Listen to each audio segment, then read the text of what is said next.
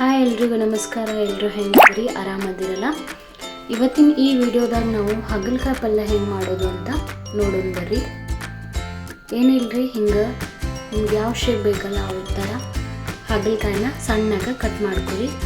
ಸ್ವಚ್ಛಗೆ ನೀರೊಳಗೆ ತೊಳಿರಿ. ಅದ್ರೊಳಗೆ ಬೀಜ ಇದ್ರೂ ತೆಗಿಬೋದು. ನೀರೊಳಗೆ ಕುದ್ಮೇಲೆ ತಾವ ಬೇರಾಗ್ತವೆ. ಒಂದು ಸ್ವಲ್ಪ ಉಪ್ಪು ಹಾಕಿ ಕುದಾಕಿಟ್ರಿ.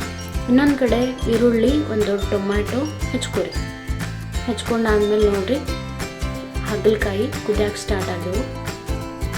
ಇನ್ನೊಂದು ಕಡೆ ಒಂದು ಪ್ಯಾನ್ ಒಳಗೆ ಒಂದು ಸ್ವಲ್ಪ 1-2 ಸ್ಪೂನ್ ಎಣ್ಣೆ ಹಾಕಿರಿ.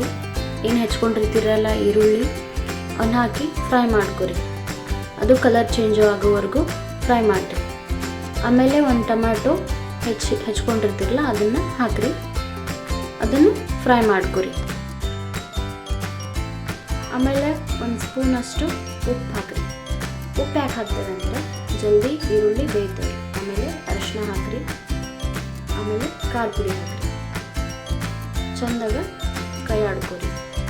ಆಮೇಲೆ ನಮ್ಮ ಉತ್ತರ ಕರ್ನಾಟಕದ ಫೇಮಸ್ ಪೌಡರ್ ಗೊತ್ತಿದ್ದಲ್ಲ, ಗುರಳ್ ಪುಡಿ, ಅದನ್ನು ಹಾಕಿರಿ. ಅದನ್ನ ಹಾಕಿ ಒಂದು ಸ್ವಲ್ಪ ನೀರು ಹಾಕಿ ಚೆಂದಾಗ ಕುದಿಯಾಕ್ಬಿಟ್ರಿ. ಮೊದಲು ಉಪ್ಪು ಸ್ವಲ್ಪ ಹಾಕಿರ್ತೀವಿ, ಹಾಗಾಗಿ ಎಕ್ಸ್ಟ್ರಾ ಉಪ್ಪು ಹಾಕಿರಿ. ಆಮೇಲೆ ಹಾಗಲಕಾಯಿ ಕಹಿ ಇರೋದ್ರಿಂದ ಒಂದು ಸ್ವಲ್ಪ ಶುಗರ್ ಆದರೂ ಹಾಕೋರಿ, ಇಲ್ಲ ಬೆಲ್ಲನಾದರೂ ಹಾಕೋರಿ. ಅದರದ್ದು ಕಹಿ ಬ್ಯಾಲೆನ್ಸ್ ಆಗುತ್ತೆ. ಈ ಥರ ನೀರು ಹಾಕಿ ಅದು ಮೊದಲು 50% ಕುದಿರ್ತೈತಿ. ಇನ್ನೊಂದು 5-10 ನಿಮಿಷ ಕುದಾಕ್ ಬಿಡ್ರಿ. ನೀರು ಹಾಕಿ ಚೆಂದಾಗ ಕುದೀಲಿ. ಆತ್ರಿ, ಏನಿಲ್ಲ, ಸಿಂಪಲ್ಲಾಗಿ ಹಾಗಲಕಾಯಿ ಪಲ್ಯ ರೆಡಿ ಆಯಿತು. ಈ ಕಡೆ ಬಿಸಿ ಜೋಳದ ರೊಟ್ಟಿ, ನಮ್ಮ ಉತ್ತರ ಕರ್ನಾಟಕದ ಫೇಮಸ್ ಬಿಸಿ ಜೋಳದ ರೊಟ್ಟಿ.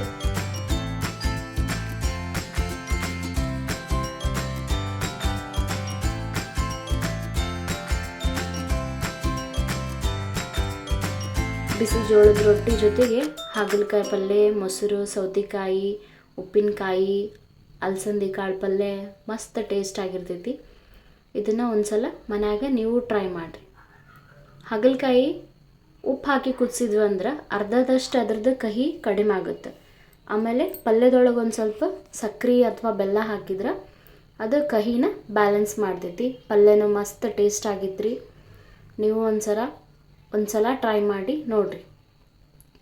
ಈ ಹಾಗಲಕಾಯಿ ಪಲ್ಯ ಇಷ್ಟವಾಗಿದ್ರೆ ಶೇರ್ ಮಾಡಿರಿ, ಲೈಕ್ ಮಾಡಿ, ಕಮೆಂಟ್ ಮಾಡಿ ಹಾಗೂ ಸಬ್ಸ್ಕ್ರೈಬ್ ಮಾಡೋದನ್ನು ಮಾತ್ರ ಮರಿಬೇಡಿ. Thank you.